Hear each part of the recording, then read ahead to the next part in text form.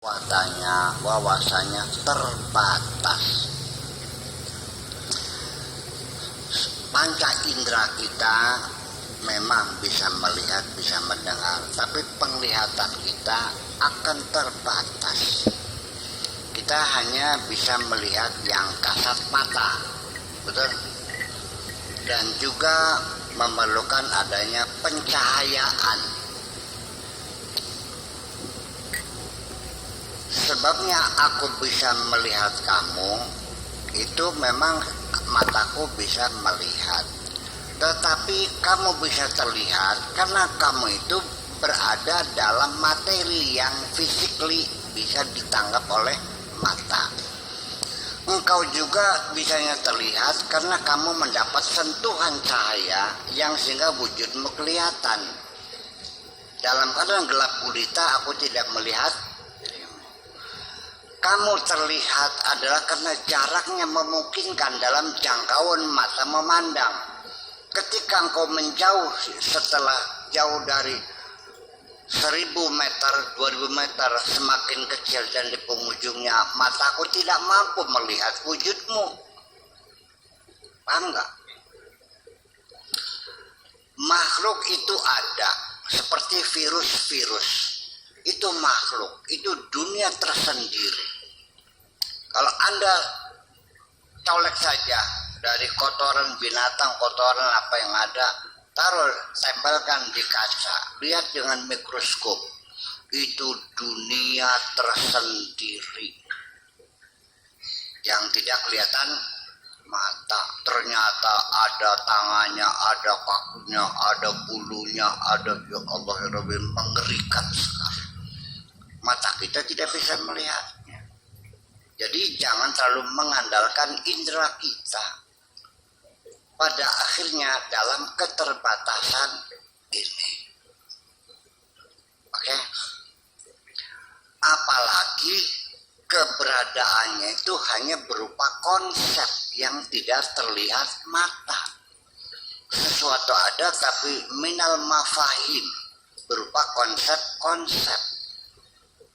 Sholat, tiap hari kita bicara sholat. Serok ngacung, siapa yang pernah bisa melihat sholat?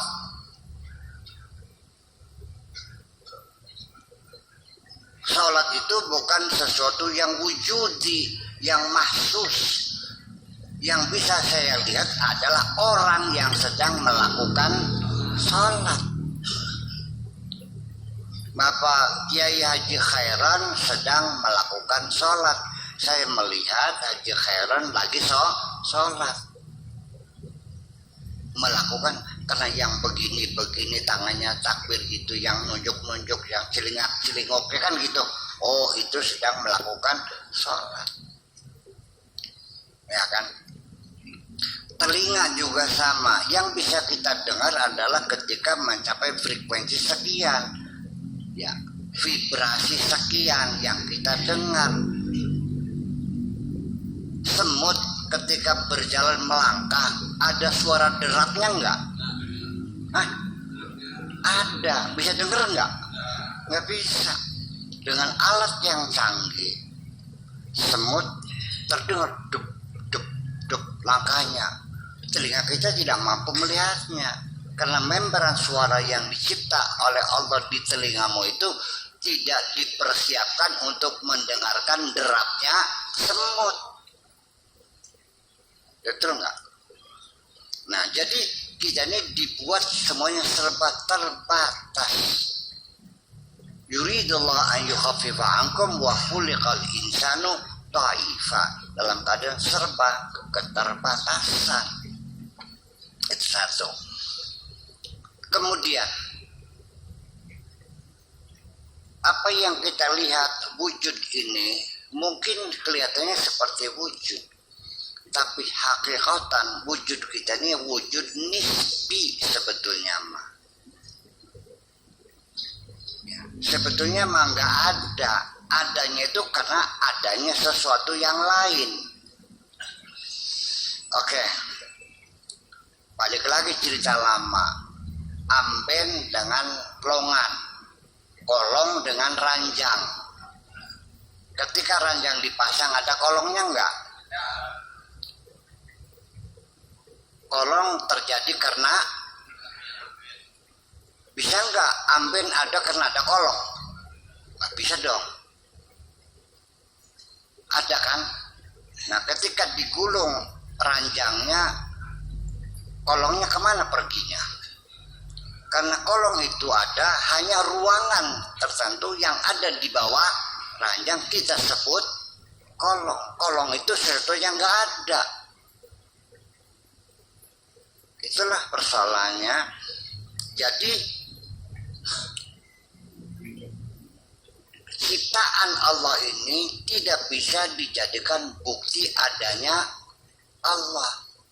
Kenapa? Ciptaan ini minal mumkinat. Tidak mungkin mumkinat menjadi dalil atas wajibul wujud.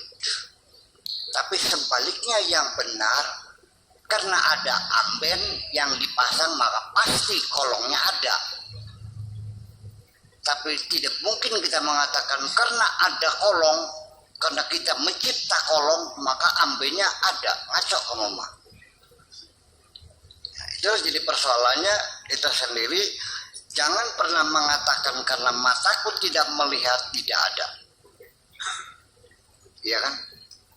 Nah, itu satu. Kemudian indikator, fungsi indikator dalam bahasa logika namanya adilalah indikator. Itu bisa terjadi dalam berlogika. Kita tidak melihat sesuatu itu, tapi indikatornya yang kita lihat, kita bisa memastikan bahwa itu ada sekalipun kita tidak melihatnya. Betul nggak? Kalau ada suara tut berpet, ada orang kentut, didengar atau dilihat? Dengar. Nggak kelihatan nggak? Karena ada suara berarti ada orang yang kentut.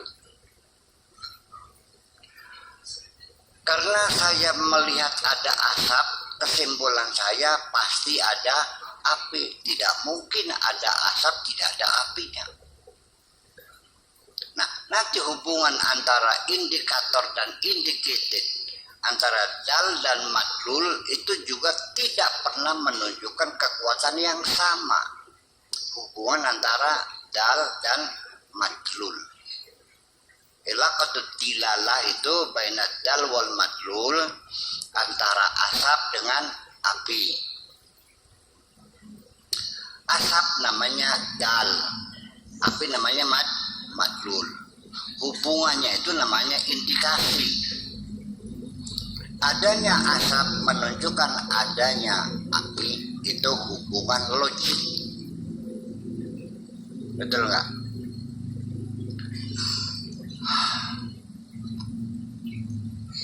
Ada lagi hubungannya hanya berdasarkan karena disengaja dibuat. Itu namanya hubungan aradi hubungannya.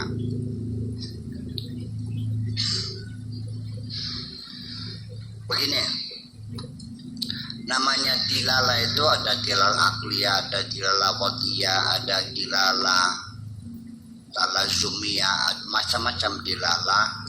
Itu adalah tergantung kita bagaimana menafsirkannya. Oke.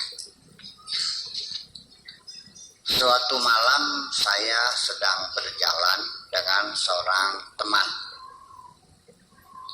Tiba-tiba di malam hari itu ada suara begini, tung tung tung tung tung tung tung tung tung tung. Oke.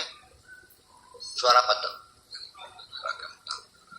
Apa yang bisa Anda simpulkan dari suara kentang itu? Berapa jenis indikasi yang Anda bisa sebutkan? Satu, itu suara kentung. Kentung itu dibuatnya dari kayu. Satu. Suara kentung itu berbunyi, pasti ada yang memukul. Betul nggak? Dengerin dulu. Pastikah itu suara kentung? Don, pasti nggak? Sebabnya gimana? Don, suara lain seperti apa?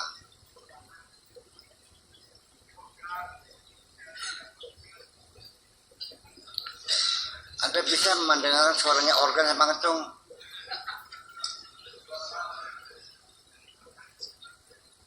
Saya akan menjelaskan.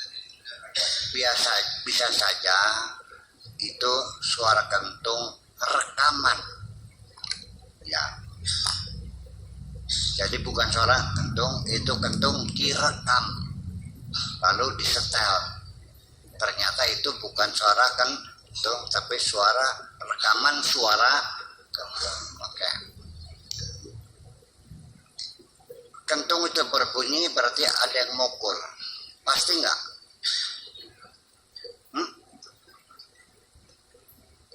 Pasti enggak? Oke. Maksudnya apa kentung itu dibunyikan di malam hari? Dan pemberitahuan apa? Kejadian apa? Kebakaran.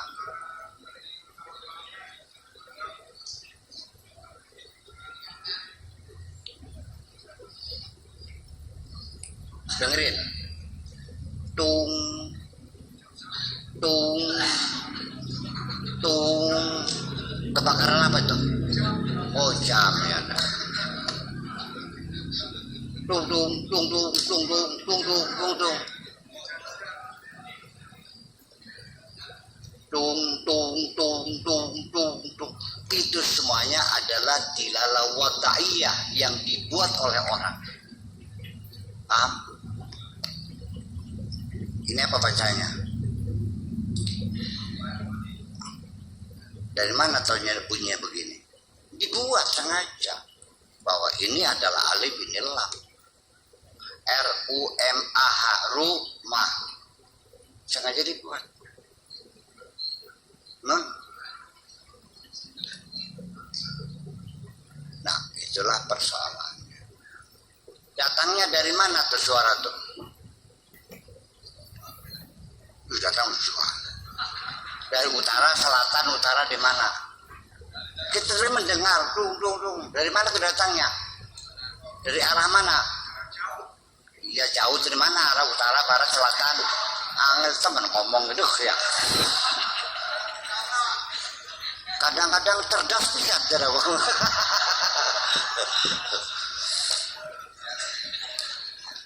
Datangnya dari sebelah barat. Ternyata tidak. Itu dari sebelah timur. Hanya itu angin bersilir berputar. Sehingga kedengarannya dari barat, padahal itu sering terjadi di pegunungan. Betul nggak? Ada eko. Nah, ini semuanya harus kamu paham. Mempelajari indikator-indikator itu jalan perjalanannya logika, menganalisa bukti-bukti di lapangan. Betul nggak? Nah, itulah kita dalam berlogika tetap terbatas pada kemampuan kita. Semakin kita cerdas, semakin banyak kesimpulan-kesimpulan yang kita dapatkan. Pagi hari buka pintu ada telapak segede gini.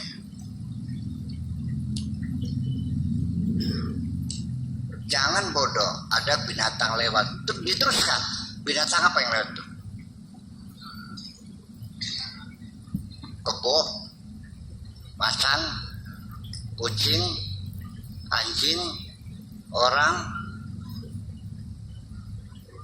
bedul. Tidak bisa dibantah, ini telapak macan. Kalau orang telapaknya nggak begini, kucing kecil. Kalau sapi itu belah dua, kukunya ya kan gitu. Ya macan. Satu. Macan ini kapan lewatnya? Nah, oke. Macan ini lewatnya jam 5. Karena tadi jam 4 masih hujan. Sebab kalau setelah sebelum jam 4 pasti akan tersapu kena hujan. Berarti hujan dulu, hujan reda, baru macan lewat sekitar jam 5. Dari mana lewatnya? Dari barat ke arah timur. Tidak mungkin macan berjalan mundur. Udah berapa kilogram beratnya macan, kita bikin kaki-kakian macan, ditindih dengan benda yang beratnya 1 kintal, kedalamannya sama, berarti macan itu sekitar beratnya 1 cerdas.